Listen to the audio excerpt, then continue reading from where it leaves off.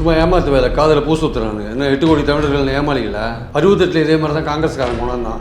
இன்றைக்கி நாட்டில் 3வது லாங்குவேஜ் இருக்கா? யூபி போர்டு சர்டிஃபிகேட்டில் எடுத்து பாருங்கள், ஹிந்தி கட்டுறது இங்கிலீஷ் தான் இருக்கும். 3வது லாங்குவேஜ் அங்கே இருக்கா? இல்லையே. அப்போ எங்களுக்கு மட்டும் எதுக்கு 3வது லாங்குவேஜ்? கேந்திரிய வித்யாலயத்தில் சான்ஸ்கிரிட் சொல்லி தரீங்க, தமிழ் சொல்லி தரீங்களா? ஏன் தமிழ்நாட்டில் தமிழ் இருக்கிற கேந்திரிய வித்யாலயில் தமிழ் சொல்லி தர வேண்டியதானே? உண்மையிலே நீங்கள் மாநில மொழிக்கு நீங்கள் ஊக்கம் கொடுக்கணும்னா அந்தந்த மாநிலத்தில் இருக்கிற கேந்திரிய வித்யாலயாவில், தமிழ்நாட்டில் இருக்கிற கேந்திரிய வித்யாலயம் தமிழ்லையும், தெலுங்கு கேந்திரிய வித்யாலயில் தெலுங்குலையும் சொல்ல வேண்டியதானே? ஏன் இன்ட்ரோடியூஸ் பண்ண மாட்டேங்கிறீங்க? அது காங்கிரஸ்காரன் இருந்தாலும் சரி, பிஜேபி இருந்தாலும் 2 பேருமே இந்த இந்தியை திணிக்கிறதுல ரொம்ப தெளிவாக இருக்காங்க. காங்கிரஸுக்கும் பிஜேபிக்கும் ஒரே வித்தியாசம் என்னன்னா, காங்கிரஸ்காரன் இந்தியோடு நிறுத்திப்பான், பிஜேபிக்காரன் அடுத்தது சான்ஸ்கிரிட்டை திணிப்பான். மாநிலத்தில் வசூல் பண்ணுற பட்சா நாங்கள் மாநிலம் மத்தியில் கொடுக்காதுன்னா என்ன பண்ணுவீங்க? நாங்கள் என்ன மாநிலங்கள் என்ன பிச்சைக்காரர்களா? இதை நான் கேட்கல, நரேந்திர மோடி குஜராத் சீஃப் மினிஸ்டர் இருந்தபோது கேட்டதை தான் நான் சொல்கிறேன் உங்ககிட்ட. நாங்கள் கலெக்ட் பண்ணுறதை நாங்களே வச்சுக்கிறோம், கொடுக்க மாட்டோம். நாங்கள் என்ன பிச்சைக்காரங்க உங்ககிட்ட கேட்டு வாங்குறதுக்கு? அப்போ நாங்கள் அதே கேள்வி, நரேந்திர மோடி கேட்ட அதே கேள்வி தான் திருப்பி கேட்போம். நாங்கள்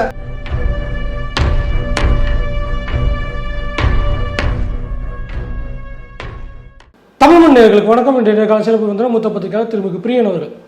வணக்கம் சார். வணக்கம் சார். பிஜேபியோடைய அந்த நிதி கொள்கை, நாங்கள் வந்து நிதியை கொடுக்க மாட்டோம் அப்படின்னு நிறுத்தி வச்சுருக்காங்க. தமிழ்நாடு தொடர்ந்து போராடிக்கிட்டு இருக்குது. அண்ணாமலை டெய்லி வந்து ஒரு அறிக்கை கொடுத்து, இவங்க இந்த ஸ்கூல் ஓனர் இவர் இருக்காரு, அந்த ஸ்கூல் ஓனர் அவர் இருக்காரு அப்படின்னு ஒரு பெரிய லிஸ்ட்டை கொடுத்துக்கிட்டே இருக்காரு.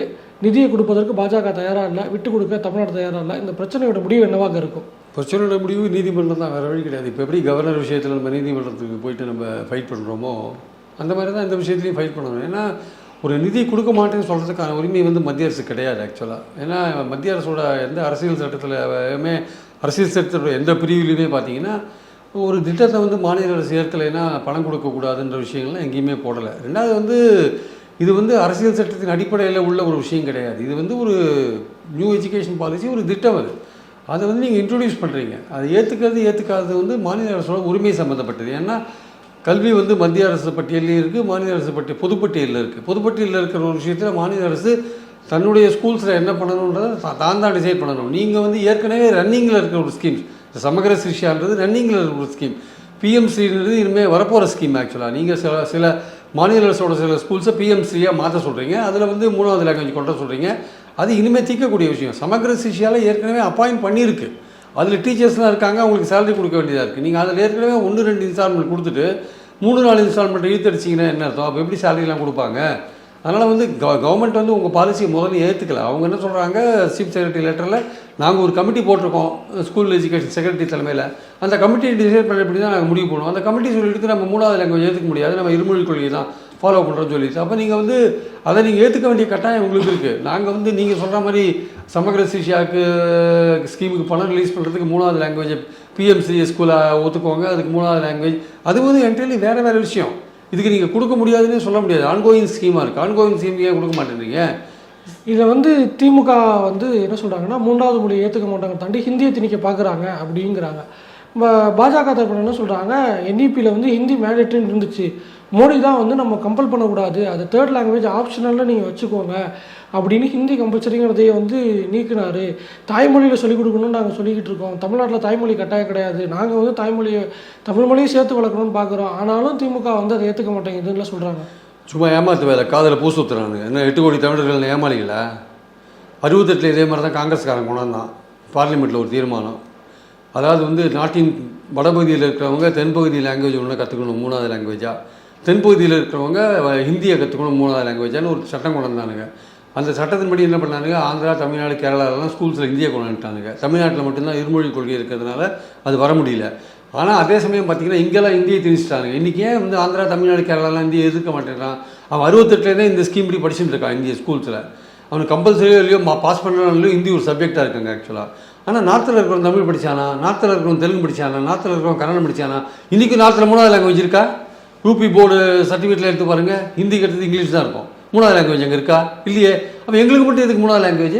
இல்லை, இதுக்கப்புறம் இம்ப்ளிமெண்ட் பண்ணுவோம் அப்படின்னு சொல்லி நீங்கள் பண்ணுங்க. முதல்ல நார்த்தில் பண்ணுங்க. ரெண்டாவது வந்துங்க, ஹிந்தி கிடையாது, எந்த ஹிந்தி லாங்குவேஜ் சொல்கிறாங்க, ப்ராக்டிக்கலாக யோசிச்சு பாருங்கள். பாஜகவுடைய அடிப்படை கொள்கை என்னென்னா, ஆங்கிலத்தை எடுக்கணும், அந்த இடத்துல ஹிந்தியை கொண்டு வரணும், ஹிந்தியை எடுக்கணும், அந்த இடத்துல சமஸ்கிருதத்தை கொண்டு வரணும்.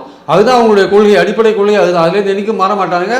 அதை ரீச் பண்ணுற கோலை நோக்கி தான் போயிட்டு இருப்பானுங்க. ஆனால் இந்த ஸ்கீமில் வந்து ஹிந்தி கிடையாது, வேறு இந்திய லாங்குவேஜ் எடுத்துக்கலாம்னு சொல்கிறீங்களே.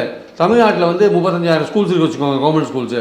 35,000 கவர்மெண்ட் ஸ்கூல்ஸில் வந்து ஒரு கிளாஸில் வந்து ஒரு பையன் சொல்கிறான் நான் தெலுங்கு கற்றுக்கிறேன்றான், இன்னொரு கிளாஸில் இன்னொரு பையன் நான் ஆங்கிலம் கற்றுக்கிறேன்றான். இந்த மாதிரி ஒரு ஸ்கூலில் 10 பேர் 10 லாங்குவேஜை கற்றுக்கிறேன்னு சொல்கிறான்னு வச்சுக்கோங்க.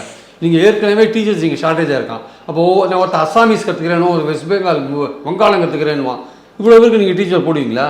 அவங்க என்ன கேட்குறாங்க, இப்போ நீங்கள் வந்து இருமொழி கொள்கை அப்படிங்கிறத பொதுவாக வச்சுருந்தீங்க, நான் தமிழ்நாட்டில் எல்லாத்துக்கும் எல்லா இடத்துலையும் இருமொழி கொள்கை தான் இருக்குது அப்படின்னு சொன்னால் இதை நாங்கள் வந்து எதிர்த்துக்கலாம். தனியார் பள்ளியில் 56 லட்சம் பேர் படிக்கிறாங்க, அதில் 30 லட்சம் பேர் சிபிஎஸ்சி படிக்கிறாங்க, எல்லாரும் 3வது மொழியாக ஒன்று கற்றுக்கிட்டு இருக்காங்க. இன்னும் சொல்ல போனால் அவங்க பெரும்பாலும் ஹிந்தியை கற்றுக்கிட்டு இருக்காங்க, டச்சு ஃப்ரெஞ்செல்லாம் கற்றுக்கிட்டு இருக்காங்க. அப்படி இருக்கும்போது காசு இருக்கவங்களுக்கான வாய்ப்பு இருக்குது, காசு இல்லாதவங்களுக்கு நீங்கள் வாய்ப்பை மறுக்கிறீங்க அப்படிங்கிற ஒரு வாதம் இருக்குல்ல. அதாவது தனியார் ஸ்கூல்ஸில் பெரும்பான்மையோர் ஹிந்தியை தான் கற்றுக்கிறாங்கன்னு சொல்கிறாங்கல்ல, அதை இங்கிலீஷ் அதை வந்து கவர்மெண்ட் ஸ்கூல்ஸில் கொண்டுறதுக்கு தான் இந்த ஸ்கீம் ஆக்சுவலாக. இல்லை இப்போ காசு இருக்கவங்க அந்த பிரைவேட் ஸ்கூலில் ஏன் வந்து வேறு லாங்குவேஜ், இந்தியாவில் எத்தனை 22 லாங்குவேஜ் இருக்குல்ல, அந்த பிரைவேட் ஸ்கூலில் 22 லாங்குவேஜ் ஏன் கற்றுக்க மாட்டேன்றான், ஏன் ஹிந்தின்றான்? இல்லை அங்கே வந்து ஃப்ரெஞ்சு, டச்சு, ஜெர்மன், ஃப்ரெஞ்சு டச்லாம் எல்லா ஸ்கூல்லையும் கற்றுக்கலைங்க, ஏதோ சில ஸ்கூலில் கற்றுறாங்க. பெரும்பாலான சிபிஎஸ்சி ஸ்கூல்ஸில் போனீங்கன்னா இன்னைக்கு கேந்திரிய வித்யாலயா ஸ்கூலில் தமிழ் சொல்லி தரீங்களா? கேந்திரிய வித்யாலயா ஸ்கூலில் சான்ஸ்கிரிட் சொல்லி தரீங்க, தமிழ் சொல்லி தரீங்களா? ஏன் தமிழ்நாட்டில் தமிழ் இருக்கிற கேந்திரிய வித்யாலயில் தமிழ் சொல்லி தர வேண்டியதானே? உண்மையிலே நீங்கள் மாநில மொழிக்கு நீங்கள் ஊக்கம் கொடுக்கணும்னா அந்தந்த மாநிலத்தில் இருக்கிற கேந்திரிய வித்யாலயாவில், தமிழ்நாட்டில் இருக்கிற கேந்திரிய வித்யாலயா தமிழ்லையும், தெலுங்கு கேந்திரிய வித்யாலயில் தெலுங்குலையும் சொல்ல வேண்டியதானே? ஏன் இன்ட்ரடியூஸ் பண்ண மாட்டேங்கிறீங்க? உங்களுக்கு வந்து மாநில லாங்குவேஜ் மேலே உங்களுக்கு ஆர்வம் இருக்குன்னா ஏன் அதை பண்ண மாட்டேங்கிறீங்க? ரெண்டாவது வந்துங்க, தனியார் பள்ளிகளில் வந்து ஹிந்தி தான் பெரும்பாலும் சொல்லித்தரான். நீங்கள் 90% ஸ்கூல்ஸில் ஹிந்தி தான் சொல்லித்தரான். அந்த தனியார் ஸ்கூலில் இருக்கிற அந்த விஷயத்தை கவர்மெண்ட் ஸ்கூலில் கொண்டு வரணும் தான் அவங்க ஆசை. அதனால தான் நீங்கள் ஹிந்தி இல்லை வேறு லாங்குவேஜ் இருந்தீங்க. வேறு லாங்குவேஜ்னு போனாலும் டீச்சர்ஸ் கிடைக்க மாட்டான். அசாமீஸ்ன்னு சொல்லுவான், ஒருத்தன் பஞ்சாபின்னு சொல்லுவான், ஒருத்தன் ஹரியானான்னு சொல்லுவான், ஏதோ ஒன்று சொல்லுவான், அது கிடைக்காது. தெலுங்கு கன்னடம் மொழி இப்போது தமிழ்நாட்டிலே பாருங்கங்க, தமிழ்நாட்டுடைய பார்டர் டிஸ்ட்ரிக்ட் இருக்குல்ல, அது வந்து ஹோசூராக இருக்கலாம், இல்லை களியக்காவிலையாக இருக்கலாம், இல்லை குப்பம் கிருஷ்ணகிரியாக இருக்கலாம். இங்கெல்லாம் போனீங்கன்னா உங்களுக்கு கன்னடம் சொல்லித்தரான், தெலுங்கு சொல்லித்தரான், மலையாளம் சொல்லித்தரான். தமிழ்நாடு ஸ்கூலில் ஊராட்சி ஒன்றிய பள்ளியில் கூட மொழி உருது கூட சொல்லித்தரான். சென்னை ஸ்கூல்ஸில் உருது சொல்லித்தரான் சார். சென்னையில் இருக்கிற கார்பரேட் ஸ்கூல்ஸில் உருது சொல்லித்தரான் சார். இதெல்லாம் வந்து மொழி சிறுபான்மையோருக்கு கொடுக்குற ஒரு மதிப்பு ஆக்சுவலாக, அதை ரெக்கக்னைஸ் பண்ணுறோம் நம்ம. ஆனால் உங்கள் ஹிந்தியை வந்து நீங்கள் திணிக்கணும்னு சொல்லிட்டு நீங்கள் கொண்டு நீங்கள் எதுக்கு எங்களுக்கு ஹிந்தி எதுக்கு ஆக்சுவலாக? ஹிந்தி இன்னொரு லாங்குவேஜ், 22 லாங்குவேஜில் ஹிந்தி ஒரு லாங்குவேஜுங்க. அதை நீங்கள் அலுவலக மொழியாக பயன்படுத்துறீங்க. நாங்கள் எதுக்கு படிக்கணும்? அதை என்ன காரணத்துக்காக படிக்கணும்னு சொல்லுங்கள். அதுக்கு ரீசனபிளாக ஒரு விஷயமே கேட்டால் பானிபூரி சாப்பிட்றதுக்கு படிக்கணும், இல்லை வந்து இங்கே கும்பிடி பொடி தானே டீ கேட்கறதுக்கு படிக்கணும்னா எங்களுக்கு என்ன யூஸ் இருக்குது? லட்சக்கணக்கான ஹிந்தி பேசுகிறவங்க இங்கே வந்து வேலை செஞ்சுருக்காங்க, நாங்கள் எதுக்கு ஹிந்தியை படிச்சுட்டாங்க போனோம்? இதில் இன்னொரு பிரச்சனை என்னன்னா, ஹிந்தி வேண்டாம், மும்மொழி வேண்டாம் அப்படின்னு எதிர்க்கக்கூடிய அரசியல் கட்சி தலைவர்கள் எல்லாரும் அவங்க கட்சி சார்ந்தோ இல்லை அவங்களே வந்து ஏதோ ஒரு ஸ்கூலில் பொறுப்பில் இருக்காங்க, அந்த ஸ்கூலில் மும்மொழி இருக்குது, ஹிந்தி இருக்குது. திமுகவுடைய தலைவருடைய மகள் ஸ்கூல் நடத்துகிறாங்க, திருமாவளவன் ஒரு ஸ்கூலில் சேர்மனாக இருக்கார், விஜய் பேரில் விஜய் ஒரு ட்ரஸ்ட்டை வச்சு அந்த ஸ்கூல் நடத்திக்கிட்டு இருக்காரு. இப்படியாக எல்லாருமே வந்து மும்மொழி பள்ளிக்கூடங்கள் அவங்க நடத்துகிற பள்ளிக்கூடங்களை வச்சுக்கிட்டு ஆனால் சொல்லிக் கொடுக்கும்போது அரசு பள்ளிகளுக்கு எதிர்ப்பு தெரிவிக்கிறாங்க அப்படிங்கிற ஒரு வாதம் இருக்குல்ல, அது எப்படி சரியாக இருக்கும் சார்? அரசுன்றது வேறு, தனியார்ன்றது வேறு. தனியாரில் பல விஷயங்கள் நடக்கும் சார், அது அரசுக்கு அதுக்கு சம்மந்தம். அரசோட கொள்கைன்றது வேறையாக இருக்கும். அரசோட கொள்கையை நீங்கள் தனியார் நடத்துகிற ஸ்கூல்ஸோடு ஒப்பிட முடியாது. தனியார் வந்து சிபிஎஸ்சி ஸ்டாண்டர்டில் ஒரு ஸ்கூல் ஆரம்பித்தானா அவனுடைய சிலபஸ் தான் அவன் நடத்துவான். அவன் திமுக காரன் நடத்தினாலும் சரி, அது பாஜக காரன் நடத்தினாலும் சரி, அவன் சிபிஎஸ்சி சிலபஸ் போனால் சிபிஎஸ்சி தான் நடத்துவான். வேறு ஒரு சிலபஸ் போனால் ஐசிஐசின்னு ஒரு சிலபஸ் இருக்குன்னு நினைக்கிறேன், அதில் போனால் அந்த சிலபஸ்ன்னு நடத்துவான். வெவ்வேறு சிலபஸ் இருக்குது, ஒரு 5-6 சிலபஸ் இருக்குது, இப்போ தான் ஒன்றுபடுத்தியிருக்காங்க. ஸோ அப்படி இருக்கும்பொழுது எந்த சிலபஸ் கீழே அவன் இருக்கானோ அந்த சிலபஸ் நடத்த போகிறான் அவன். கவர்மெண்ட்டுடைய பாலிசி வேறு. கவர்மெண்ட்டுடைய பாலிசின்றது ஓவராலாக இந்த நாட்டு மக்களுக்கு, இந்த மாநில மக்களுக்கு எது தேவையோ அது. ஹிந்தியை நீங்கள் ஹிந்தி தனியார் ஸ்கூலில் படிக்கக்கூடாதுன்றது யாரும் தடுக்கவே இல்லையே. ஹிந்தி படிக்கிறதுக்கு தடங்களே கிடையாது சார். ஹிந்தியை நீங்கள் கவர்மெண்ட் ஸ்கூலில் திணிக்காதீங்கிறது தான் பிரச்சனை. ஹிந்தியை நீங்கள் திணிக்காதீங்கன்றதான் பிரச்சனை. எங்கள் கவர்மெண்ட் ஸ்கூலில் படிக்கிறவனே ஹிந்தியை போய் வெளியில் படிக்கிறதுல யாரும் தடுக்கிறது இல்லை. எங்கள் கவர்மெண்ட்டோட பாலிசி நீங்கள் ஹிந்தியை திணிக்கிறத நாங்கள் ஒதுக்க மாட்டோம். ஹிந்தியை நாங்கள் ஏன் ஏற்றுக்கணும், எதுக்காக ஏற்றுக்கணுன்றதான் எங்கள் பாலிசி. நாங்கள் ஹிந்தியை ஏற்றுட்டு 3வது லாங்குவேஜாக எதுக்கு ஏற்றுக்கணும்? நார்த்தில் இருக்கிறோம் ஹிந்தி மட்டும்தான் படிப்பான், இல்லை ஹிந்தி இங்கிலீஷ் சில இடத்துல படிப்பான், அவனுக்கு 3வது லாங்குவேஜ் கிடையாது, எங்களுக்கு மட்டும் எதுக்கு 3வது லாங்குவேஜ்? ஏதோ ஒரு வகையில் நீங்கள் மத்திய அரசில் ஹிந்தியை கொண்டு வரீங்க அபிஷியல் லாங்குவேஜா, அதை இந்தியா முழுக்க திணிக்க பார்க்குறீங்க. தமிழ்நாடு மட்டும்தான் உங்களை எதுக்குது, அது உங்களுக்கு ஏதோ ஒரு வகையில் கொண்டு வரணும்னு நீங்கள் கொண்டு ட்ரை பண்ணுறீங்க. இங்கே ஹிந்திக்கு யாரும் எதிர்ப்பு கிடையாது, ஹிந்தி திணிப்புக்கு தான் எதிர்ப்பு. கவர்மெண்ட் ஸ்கூல்ஸில் ஒரு பாலிசி இருக்கும்போது எங்களுக்கு தமிழ் இங்கிலீஷ் உதவுது சார். நாங்கள் தமிழ் இங்கிலீஷ் படித்ததுனால தான் இன்றைக்கி எல்லாம் உலகம் முழுக்க வேலை செஞ்சுட்டு இருக்கோம். அவங்க இந்திய நாங்கள் படித்தோம். அதெல்லாம் இன்னைக்கு வடக்கில் இருக்கிற பசங்க என்ன நினைக்கிறாங்க, நம்ம இங்கிலீஷ் சொல்லி தர போயிட்டாங்க, நமக்கு தெரிஞ்சுதான் நம்மளும் ஃபாரின்லாம் போயிருக்கலாம், நம்ம இங்கிலீஷ் தெரியாத நமக்கு ஒரு பெரிய குறையா இருக்குது. ஆனால் தமிழ்நாட்டில் அப்படி இல்லையே. ஆஸ்திரேலியா போகிறான், அமெரிக்கா போகிறான், எங்கே உலகத்தில் இருக்கிற எல்லா கண்ட்ரிலையும் போகிறான். இன்னைக்கு விஞ்ஞானம் முதற்கொண்டு கணினி முதற்கொண்டு எல்லாமே ஆங்கிலத்தில் தான் சார் வளர்ந்துட்டு இருக்கு. அப்போ ஆங்கிலம் வளரும்போது அந்த ஆங்கிலம் படித்தா தானே வேலை வாய்ப்பு இருக்குது. உங்கள் இந்தியா படித்தவங்களுக்குன்னா வாய்ப்பு இருக்குது. எதுக்காக நான் படிக்கணும்? உங்கள் ஸ்கூல் உங்களுக்கு யூபிஎஸ்சி படிச்சு நான் அண்டர் செக்ரட்டரி ஜாயின்ட் செக்ரட்டரி அதுக்காக படிக்கணுமா? எதுக்காக படிக்கணும்? சார் இப்போது ப்ராக்டிக்கலாக பார்க்கும்பொழுது வந்து ஹிந்தியா இங்கிலீஷ் ஆனால் இங்கிலீஷ் வந்து நமக்கு வந்து கம்ஃபர்டபுளாகவும் இருக்குது, அது வந்து பெனிஃபிட்டபுளாகவும் இருக்குது அப்படிங்கிறத நம்ம ப்ராக்டிக்கலாக பார்க்க முடியுது. பிஜேபிக்கு அதுவும் தெரியும் அப்படிங்கிற ஒரு விஷயம் இருக்கும்போது லாங்குவேஜ் தமிழ்நாட்டில் கை வச்சா அது டிஎம்கேங்கிறத தாண்டி ஒட்டுமொத்த ஸ்டேட்டுமே வந்து அஜிடேட் பண்ணணும். பிஜேபிக்கு ஒரு போல் ஃபேக்டராக இருக்குது, டிஎம்கேக்கு வந்து ஒரு போல் ஃபேக்டராக இருக்கும், டிஎம்கேக்கு மைலேஜ் கொடுக்கும்னு தெரிஞ்சும் பிஜேபியை இதை கையில் எடுக்கிறாங்க. அவங்களோட கொள்கை அது சார். இந்திய 26 தேர்தலில் வரும்பொழுது மக்களுக்கு எதிரான ஒரு விஷயம் அவங்க என்ன நினைக்கிறாங்க, மக்கள் வந்து அவங்களுடைய பாலிசி படி மாறி இருப்பாங்க. மக்கள் வந்து இந்த பழைய காலாவதியான கொள்கை சொல்கிறாருல, இருமொழி கொள்கையை காலாவதியான கொள்கை சொல்கிறாருல, அந்த மாதிரி மக்கள் வந்து நமக்கு ஆதரவு தெரிவிப்பாங்க, நம்ம ஒரு ஹிந்தி மொழி படிக்கணும்னா மக்கள் விரும்புவாங்கன்னு நினைக்கிறாங்க. அது போல் இஷ்யூவாக கொண்டு வரணும்னு பார்க்குறாங்க. அது அவங்க ஃபெயில் ஆவாங்க. ஏற்கனவே 65 ஃபெயில் ஆனாங்க.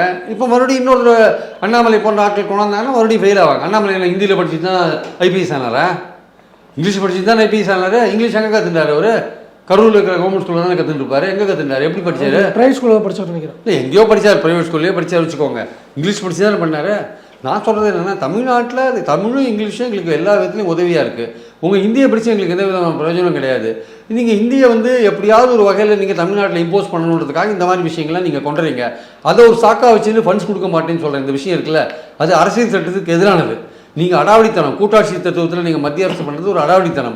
இன்றைக்கி பாருங்கள், பேரிடருக்கு கூட நமக்கு பணம் கொடுக்கல இன்றைக்கி. ஆக்சுவலாக ஸோ நிலைமை அது மாதிரி இருக்குது. இன்றைக்கி பாண்டிச்சேரிக்கும் பணம் கொடுக்கல, கேரளாவுக்கும் பணம் கொடுக்கல. ஸோ இதெல்லாம் பார்க்கும்பொழுது மத்திய அரசு என்ன பண்ணுது, அவங்க வந்து அரசியல் ரீதியாக அவங்க வந்து மத்தியில் ஆட்சி செய்கிறதுனால, அவங்க அந்த இந்திக்காரங்க வந்து மொழி வெறியோடு அங்கே ஆட்சி செய்கிறதுனால, அது காங்கிரஸ்காரன் இருந்தாலும் சரி, பிஜேபி இருந்தாலும் ரெண்டு பேருமே இந்த இந்தியை திணிக்கிறதுல ரொம்ப தெளிவாக இருக்காங்க. காங்கிரஸுக்கும் பிஜேபிக்கும் ஒரே வித்தியாசம் என்னென்னா, காங்கிரஸ்காரன் இந்தியோடு நிறுத்திப்பான், பிஜேபிக்காரன் அடுத்தது சான்ஸ்கிரிட்டை திணிப்பான். இப்போது நீங்கள் சொன்னீங்க இந்த ஃபண்ட்ஸ் கொடுக்கல, அடுத்து வந்து பேரிடருக்கான டிசாஸ்டர் ஃபண்ட்ஸும் கொடுக்கல அப்படின்னு பீட்டர் ஃபண்ட்ஸ் வந்து ஒரு குற்றச்சாட்டு வச்சார். என்னென்னா, டெல்லி எலெக்ஷனுக்கு பிறகு வந்து மோடி வந்து தோஸ் ஹூ பர்ஃபார்ம் அப்படிங்கிற ஒரு விஷயம், மக்கள் யாருக்கு ஓட்டு போடுவாங்கன்னா பர்ஃபார்ம் பண்ணக்கூடியவங்களுக்கு போடுவாங்க அப்படின்னு. டெல்லி கவர்மெண்ட்டில் இப்படி ஃபண்ட்ஸை சோக் பண்ணி அவங்களோட கவர்மெண்ட்டோடைய ஸ்டெபிலிட்டி, கவர்மெண்ட்டோடைய ஃபங்க்ஷனிங்கே மொத்தமாக வந்து ஸ்டாண்ட் ஸ்டில்லுக்கு கொண்டு வந்தாங்க. எந்த நிதியுமே டெல்லி கவர்மெண்ட் கிட்ட இல்லை.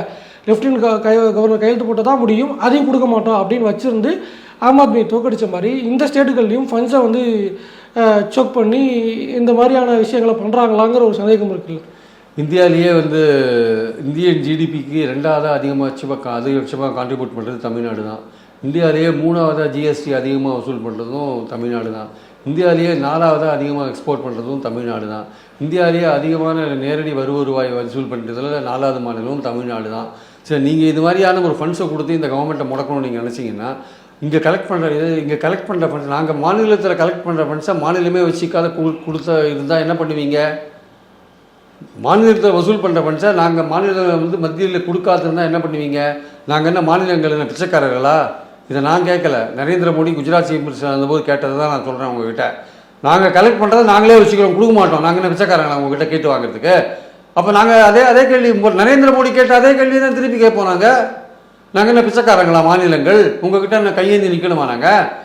எங்ககிட்ட வசூல் பண்ணுறீங்க, நாங்கள் இந்தியாவுடைய ஒட்டுமொத்த பொருளாதார வளர்ச்சிக்கு 2வது பெரிய பங்குதாரராக இருக்கோம். நீங்கள் வந்து எங்களுக்கு வந்து நீங்கள் பெரிய ஞாபகமாக பட்டீங்கன்னா நாங்கள் என்ன பண்ணுவோம்? நாங்கள் மக்களை திரட்டி போராடுவோம். தமிழர் என்று ஒரு இனம் உண்டு, தனியே அவருக்கு ஒரு குணம் உண்டுன்னு பாடிட்டு போயிருக்காங்க தமிழ்நாட்டு கவிஞர்கள்லாம். அது என்ன குணம்னா வந்து போராடுற குணம் தான். அடக்குமுறையை கண்டு போராடுற குணம், இந்த மாதிரியான அலட்சியத்தை கண்டு போராடுற குணம், இந்த மாதிரியான வந்து ஃபண்ட்ஸை வந்து நிராகரிக்கிறது, உரிமைகளை மறுக்கிறதை எதிர்த்து போராடுற குணம், இதெல்லாம் தமிழர்களுக்கு உள்ள குணம். ஆக்சுவலாக இந்த தமிழர்களுக்குள்ள இந்த குணம் வந்து இந்தியாவில் பல மாநிலங்களில் இருக்காது, அது வேறு விஷயம். அதனால தான் தமிழர்களுக்கு வந்து ஒரு தனி குணம் இருக்குங்க. ஆக்சுவலாக எந்த ஒரு அடக்குமுறையும் எதிர்ப்பாங்க, எந்த ஒரு உரிமைகளை மறுக்கிறதையும் வந்து எதிர்ப்பாங்க. அதுதான் தமிழ்நாட்டுடைய ஸ்பெஷாலிட்டி. நீங்கள் இங்கே வந்து உங்கள் வேலையை வச்சுருந்தீங்கன்னா தமிழ்நாடு சும்மா இருக்காது. ஓகே சார், என்ன நடக்குது அப்படிங்கிறத பொறுத்து வந்து பார்ப்போம். இதுவரை எங்களோட இந்த கருத்துக்களை பகிர்ந்தமைக்கு நன்றி. தேங்க்யூ.